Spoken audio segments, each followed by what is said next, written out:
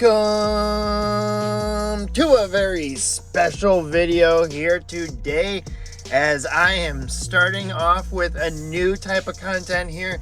And the first one I'm going to be doing is a special video where I'm going to be starting from start to finish creating a custom card here for you.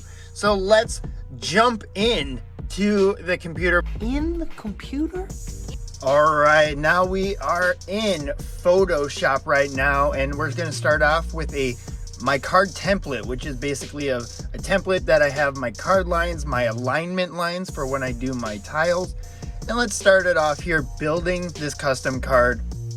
And right now I'm coming in with kind of a blank slate. Now this is an edited video, or else this video would be 2 hours long. So I am talking over a edited video, which is different than usual. And so here we go. We're gonna start it off, and I'm kind of just starting off with a basic symbol, something that I can build from, give me inspiration. And I've kind of had an inspiration to do something that kind of looks like an old like an old 80s romantic book cover. Special gift for all my friends. Please come with me to the world of romance. I really like those designs that I see sometimes, so this is kind of in my eyes and in my head. With a clear acrylic card, I always think that a black background or dark color background for the back of this card is going to be much better printing on the clear acrylic slab that I have. So I am going to leave that black background in there. We'll build on that a little bit later. Gonna edge this to the sides. That line that you see there, that first line on the inside, that is actually what the card line is. And on the outside is the alignment lines. Those are the alignment lines that actually print off, that I use, that I know my slab has to kind of be aligned with those. And then the card size, that faint line there, that is what the actual card slab will be through. And this is like a pedestal that I've built already in Photoshop to use. And I kind of want to go with a ice feature on top, and I'm gonna mess with this to try to get it to look a little bit better, because I'm going to put the player figure on top of this pedestal like he's a savior. Let me just say, you are putting the pussy up on this pedestal. You're just building the pussy up. You know, everything is trial and error when I'm doing a lot of this artwork. So a lot of stuff you'll see where I'm working on stuff and then I'll just delete it because I don't like it. Like right now, I don't really like this design. I'm just going to go delete it, go with a basic color. You'll see how it looks eventually in there. And I'm going to go with red. Why? You will see. It is a blue background, which is not great. So I'm going to put a black on there, darken it, and make it black and white clouds, like a black and white sky in the background, kind of like a dark days were behind us, but now we got a new sun coming through the window, like the peephole type window that we're looking through. Sound like some bullshit to me. Everyone sees right through you. Okay, so as you can see, kind of just blending and darkening the clouds, give it a little more depth to the picture, as with the highlights on the whites of the clouds, the darkness and the deeps on those sides. I'm gonna work with that design with this. I was gonna blackened up that ice there to blend in with the clouds, so it's not like a blue contrasting color. 420. Nice. So what I'm doing here is doubling it up, clipping, masking it to it, putting the topaz adjust on there, which is going to give that a little bit of a darkening features, a little bit more graphic, detailed look. It's a nice filter that I like to use, and then I will lighten it so it blends in with the background a little bit better. So on top of this pedestal, we're going to then now just post this in there. I'm going to copy that and move it into the card right now. Resizing it, putting it in there, fill in the frame. I don't want it to fill the whole frame because I want it to look like he's coming through the cloud. That's not going to be good for anybody. But just like the pedestal's pushing through the clouds. And so as I'm building this card, that's my thought process behind this whole thing. A lot of stuff is trial and error. See which ones the blending levels look better on here. And as you can see, I'm going a little quick on stuff, mainly not because I'm not teaching how to make a custom card. I'm showing you how I make them, so it's a little faster. I'm gonna start erasing some of this clouds so you get a little bit more of the pedestal coming through the clouds look. It's not a little bit, it's very muted right now, so you erase a little bit of that, the clouds on top of it, and you're really going to be able to see the pedestal like push through, but still have that cloud, that mist kind of flowing over the pedestal. It really gives that wrap around feel that is this pedestal actually is pushing through the clouds. And in the front, this stock does not have a cloud right there, so it just kind of fills that role in that dead space right there, plus gives it a little bit more depth. It's all about the dimension work and the shadows. You don't want it to be too loud and too bright. And I really like this cloud, but I like that fog steam look on the other side of the pedestal. So we're gonna erase it on this side and only keep that fog look. And you'll see what it looks like when you pull in Connor Bedard. The first render that I'm going to use is the card for Connor Bedard, of course. Figured that, why not make one for him? So as you can see, this is the render before I did my graphic work, my color correction. So now let's import him into the photo. And yes, he's going to be he's going to be standing on this pedestal, but it's not going to look like he's not the main image of it. He's more the foreground image in this card. I'm gonna have 2 renders in there, add a little bit of effects on top of it, really give that dimension that he's actually on top of this pedestal among the clouds. So as you can see here, I'm throwing in some specks right here, some speckle dots and dust. It's one of my trademarks to all my graphic work. That's like kind of my touch. Part of my graphic touch is this speckle and dust and down there, and that's my favorite type of stock. So I'm just adjusting it to fill a little bit of that emptiness within the picture, give it a little bit more like a little bit more depth to it. And now I'm gonna drop this one behind the pedestal, give that the illusion that there's, you know, dust and speckles flying up as the pedestal's flying up through the clouds. So just going through, I'm putting on this level on top, which is going to give some dimension and texture to the entire card, and that's going on top of the entire thing. So that's going to flow over that black side and that's black space, and it'll give this like white, you know, kind of border to it, which I know probably will, when in printing, it might not look perfect, but I like how it fits with the design. And it's not exactly what card collectors would love, because if you see a black card and along the edges a whole bunch of white specks and whatnot, but I think it fits with this one, especially since with my acrylic cards, they're almost virtually indestructible unless you bend it like 180 degrees basically before snapping it. So it's fairly indestructible. So along the edges, don't worry about anything like that. It's part of the design in this card. Adding a little bit more fog and steam behind Connor Bedard. And now what I am doing here is lighting, because the light is coming in from the top left section. That's where that sun is flowing through across the clouds. And on top of Connor, he's looking the other way. So we need to lighten up the left side of his body, and then we're gonna darken up the right side of his body on the right side where the sun's not hitting, where the sun don't shine.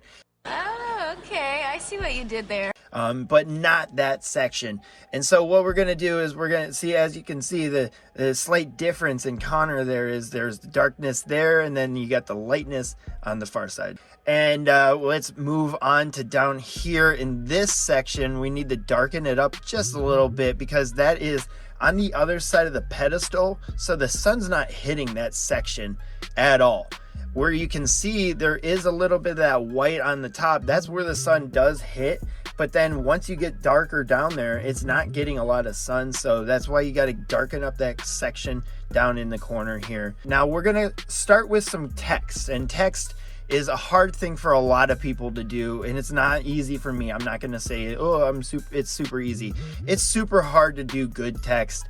So I tend to go through 5 to 6 different decisions before I get the first one. Go through maybe 800 fonts sometimes in an entire design situation. So with this one, it's a cloud text PSD that I got. It's kind of a helpful tool that you can use when doing graphic work. I don't have to do all the work of figuring out how to do cloud text. So this was kind of easy way to do it. And I'm kind of trying to put that back there as far as the text, but I really don't like how this looks once I put in the second render. And I put this in here and I didn't really think about it, but what I do like about it is that I did all that work behind there to then cover up, because I'm going to throw in this render in the back and then blend it into the photo so it kind of stands up a little bit more. And I like that this is a red jersey and a white jersey, and you got the red in the back, you got the white in the front, and it's a nice little combo so you don't have two white and white. And when you have an acrylic card, you have to think about that, because white is clear on acrylic card no matter what you print. So when you do print it, everything that's going to be clear or white is going to be see-through more than the other colors. So you want more darker colors. So really I'm just toning up the colors right now. I'm going to darken on that side because clearly that's not where the sun's going to be hitting on that render. And that rocky patch right there, I might be getting rid of down the line in this video. Not because I don't like rocky or anything like that. I just think it's too visually in your face as we're looking at it. And when we put it in the text, it might just completely ruin the text. So I'm adding 2 outlines to this like pinhole windowsill type of outline to really give it a little bit more depth. I'm going to add a white outline and a red one. The red really will pop, and then the white will be clear. Let's jump into another set of text. This one's another PSD that I am working with to see if I like this. This is kind of like a superhero type of look of a design. So let's go with the Connor Bedard name here and see what it looks like with the full design. You know.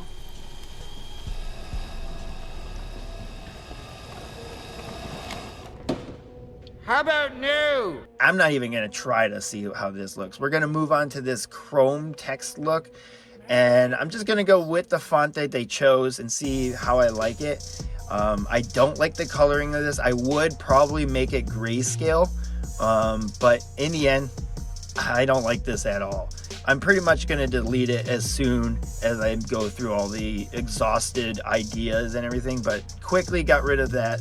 Let's try this text right here. This is another PSD that I have that makes it look like it's a sticker, and we'll see if that looks good. So let's go with that. Connor Bedard. I'm just going to go with Bedard first and then change up the text to be more like it looks like more of a sticker. So that looks kind of nice, but honestly, I don't like it. I don't think it's going to fit this, but let's see how it looks inside the card. You know, I'm going to quickly get rid of it. I'll just make my own text. And I really like Arial. Arial is one of my favorite fonts. It's just a clean, bold font that you can use. Yeah, it's a very basic font, but honestly, I really, really like Arial. It's definitely not one of the text fonts that everyone goes to, but in my opinion, it's a classic, clean font. So we're gonna go with mostly Arial through here, and like I said, that rocky patch is really annoying me, so let's get rid of it and just make it look like the jersey behind there. So let's cover that up, erase it, and cover it up with the jersey fabric material. Just basically make it look like it was never there. So let's go through there, erase that.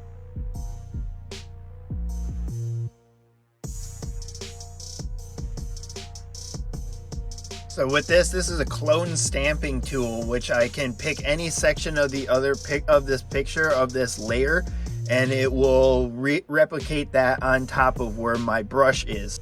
I took other sections of the jersey, blended it in so it looks like it just never was there. And now that Connor really stands out. You don't have a rocky Connor Bedard right behind there. And then we're gonna put in a nice little border behind this, frame it up nicely. It goes off the page on one side and comes in on the other. I like that. It gives it a little bit of a movement. I know you might not see it that much, but it's a little bit of a movement within the text coming in, and it's all about the movement frame of this picture. This is where I come in and I actually screen grab a nameplate from a jersey from another render that I had, and I thought maybe that would fit in, as I've done that with a couple of my other custom cards, but this one, it just does not work. I'm gonna go back to the other text very soon, and I thought this would work, but it just does not fit in my opinion. It's a cool it's a cool thing to use for text, especially in the art and everything, but I think it just doesn't fit with this picture, to be honest. With Connor Bedard here, you're gonna see I have a little the illusion that you can see through the text, and it gives that depth of the text, so it's not just like slapped on top. I'm gonna throw on this like little Chicago Blackhawks logo, make it look like a kind of a holographic sticker type, and add that into the photo. Clearly though, I can't find a great placement because I don't like covering up a lot of the text too much, and I'm just kind of throwing it around, moving it around, seeing if I like it, and I do find a home for it soon, but I have to try as many spots as I can. And I went back to above that D, so yeah, the Blackhawks guy is just hanging above the D. What can I say? Throw on the frames again so you can see what those look like, and now I'm throwing on curves, which really adjust the darkness and the tones, the highlights of the full photo, and that's really gonna bring everything together, give that darkness, rich darkness to the bottom of the photo, give the red a little bit of that blend in with the black, and then now I can put some black brush on top of the curves, and then give that light in certain spots that I want, and then throw on an exposure, which actually the settings there you don't see, but those are my secret sauce settings, so I don't really want to give those off. What's the secret recipe? If I told you, I'd have to kill you. And I'm gonna adjust the white smokiness, the flecks in the spots there, and throw it on as a border for all four sides of the card. I might eat my words on this, but I kind of like this, but I might not like it in the end when it comes out. I might get rid of it, I might not. In the end, it's, trial and error, making a custom card. And then now this is subtext, the Chicago Blackhawks. We're gonna make it a little bit thinner, a little bit smaller, and we're gonna add that down to the corner right there in that area. It's gonna not be super readable, but that's not really what it's for. It's just subtext to fill that section, give a little extra details, like he's a center, plays for the Chicago Blackhawks. And then I put 98 for his number in the final print, and I don't show this on the video. I do have a 1 of 1 down in the corner, which is the serial number, and I ended up changing and getting rid of that. Mainly because I don't like how it looks. And then where the 98 is, I put 1 of 1, and that I think is a nice clean number right there. You don't really see it, it's part of the subtext, and I think it just fits with the cleanliness of this design. I throw on this little border bar section for the number, and I don't like it. I'm gonna end up deleting. There's so much stuff that I end up going through trial and error, and then I end up deleting or getting rid of that I just don't really like. And especially, I love this one of one design. I think it's the font that other manufacturers use for one of one in on their cards, and I'm gonna put it down here. Don't really like it down there, and so let's move it inside the frame. And then again, I end up deleting that one of one anyways, and the 98, and putting one of one in text down there in the corner by his legs. Change it up a little bit. We're gonna move Connor Bedard in the back a little bit, give more of that look in the background, and have him standing there. Still fill that frame. He's going off outside of that frame of there.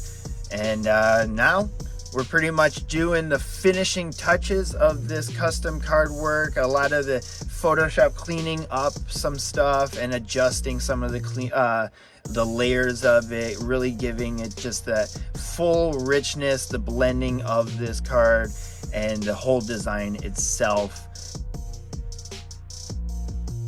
I thought it would be a nice little touch to have more dimension depth on the outside of the windowsill to give more of another layer of dimension to this whole card. But really, there's a lot of depth already in this card. You will see I do add a little bit with this, and I do change it up.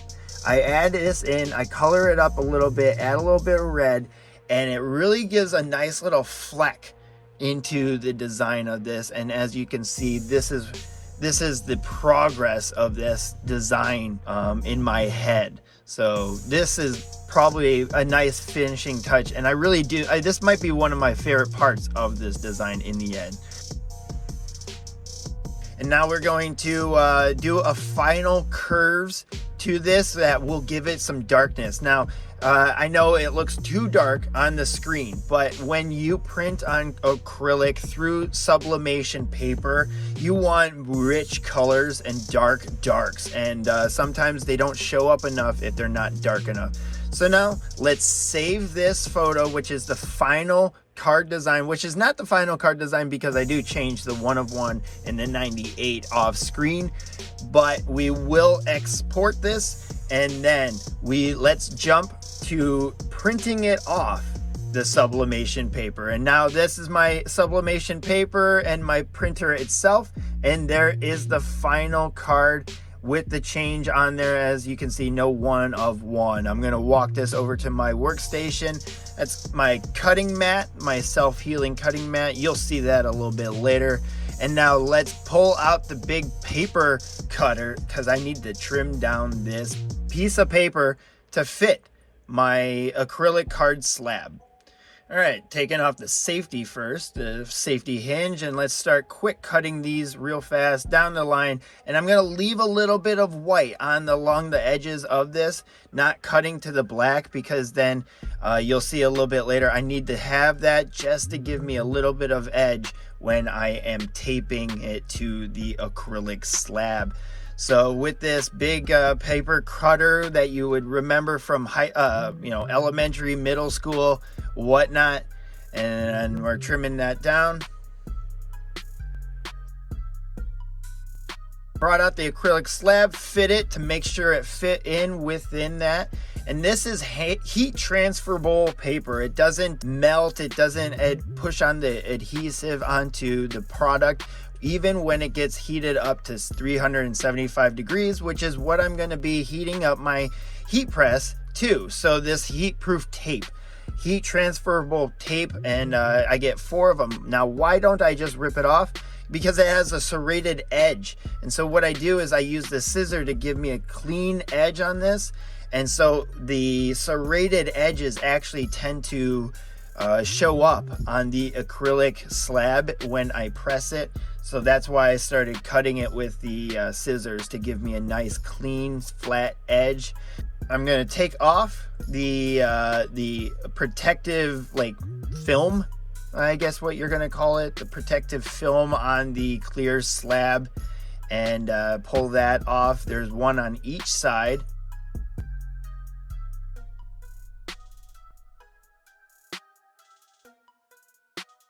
So now I'm going to adjust and now align within the card line and alignment lines that I left on my photo. Cut off that extra white paper and put on the heat transferable paper. And because it's clear on each side, you just put on one side and the sublimation paper, it will heat transfer onto the acrylic slab.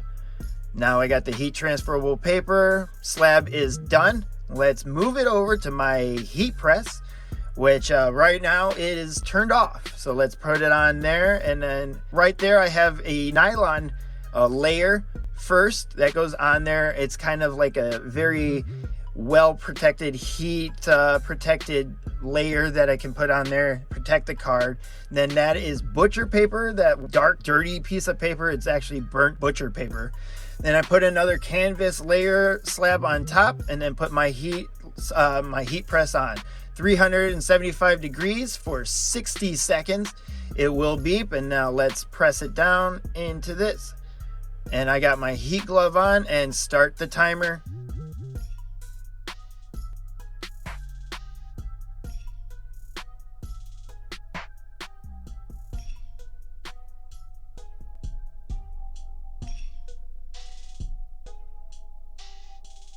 And we're getting down to the 2 second. I let it beep for 4 seconds. It's just kind of a personal choice there. Let it off, move it over, pull out the slab there. Now we're gonna take it off. And now this thing is very, very pliable right now. It's very loose because it got melted basically, but it's still intact. And then I put this hold mouse pad on top, and then a cinder block to keep it flat so it doesn't get too curled or anything like that in the flexible state. And then I return after about 5 minutes. I let it cool for about 5 minutes, and then it gets back to a normal heat temperature wise space. And let's just stare at it because it's marinating underneath that cinder block. And now we are done. It's 5 minutes up, and let's pull it off underneath and pull off the sublimation paper and the tape. I have a microfiber cloth that I like to clean it up with. It's nothing, not like there's a lot of marks on it or anything like that, but I just like to give it a nice little clean right before I move on to putting the rainbow foil that I'm going to add to this card. So now I have my self-healing X-Acto cutting mat, and I'm going to frame out the rainbow paper foil on the back, cut that out, and then I will transfer that onto this card.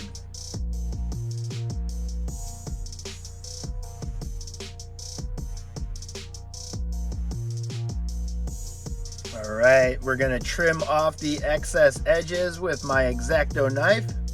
And every now and then I do leave a little extra there, and notice that real fast, so I trim that off, and it goes off pretty easily. You can definitely tell anytime there's an extra little rainbow edge on there, and it just sticks out a little bit too much. Easy to slice off. And now let's pull out the Pro Mold, and we'll insert that. I love the Pro Molds because they actually work with sleeves as well. I like to put the penny sleeve in there with the Pro Mold, and then you put it all together. It just looks fantastic. And let's clear off the table and take a look at the final product right here. This Connor Bedard, center Connor Bedard rainbow foil. Thank you for watching this video. I hope this was interesting for you and you learned how my process of making custom cards. Thank you again for watching.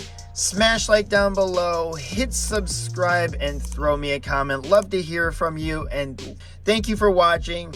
Happy tokes with your smokes, and safe ripping. We'll see you later.